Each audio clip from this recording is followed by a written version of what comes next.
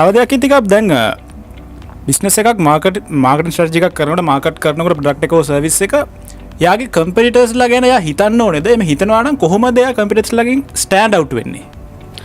අපි බල්ලා තියෙනවා මේ වචනේ unique selling propositions. එහෙම නැත්නම් USPs. එහෙම නැත්නම් Taman ගාව තියෙන competitors ගාව තියන්නේ නැති ඒවා. දැන් මේක ටෙක්ස්ට් බුක් එකේ ගත්තොත් blue ocean strategy, red ocean strategy කියලා කොටස් දෙකකට බෙදනවා. එතනින් වෙන්නේ ඇවිල්ලා තමන්ගේ competitors ලව හරියට ලකුණු කරොත් competitors ලට ළඟවත් යන්නේ නැති, කොහෙවත් සම්බන්ධ වෙන්නේ නැති එක්තරා විදියේ මාදිලියක සේවාවක් ඔයාට දීලා competitors ලා කිසිම ත්‍රෙට් එකක් එන්නේ නැති වෙන්න විදියට ඔයාට වැඩ කරන්න පුළුවන්.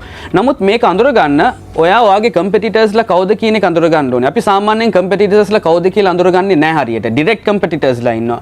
ඉන්ඩිරෙක්ට් කම්පිටිටර්ස්ලා ඉන්නවා. ගොඩාක් කන්සල්ටන්ට්ස්, රිසර්චර්ස්, තියරිස්ට්ලාට අනුව every product, every service direct or indirect තමන්ගේ කම්පිටිටර් කෙනෙක් වෙනවා.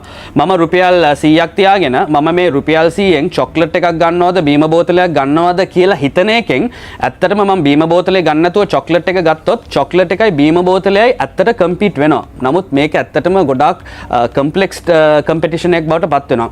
හැබැයි ඉන් ජෙනරල් කම්පිටිෂන් එකක් අඳුර ගන්න ඕනේ. ඒ කම්පිටිෂන් එකෙන් ඈත් වෙලා වෙන විදිහට කරගන්න ඕනේ. ඒක ඇත්තට අපිට Amazon ලා වගේ කම්පනීස් හරහා අපිට උගන්වලා තියෙනවා. මෙන්න මේ ක්‍රමවේදය. ඒ කියන්නේ ඒගොල්ලන් ඇවිල්ලා මේ platform business එකක් හරහා ඒගොල්ලන් ට්‍රේඩ් කරන විදිය.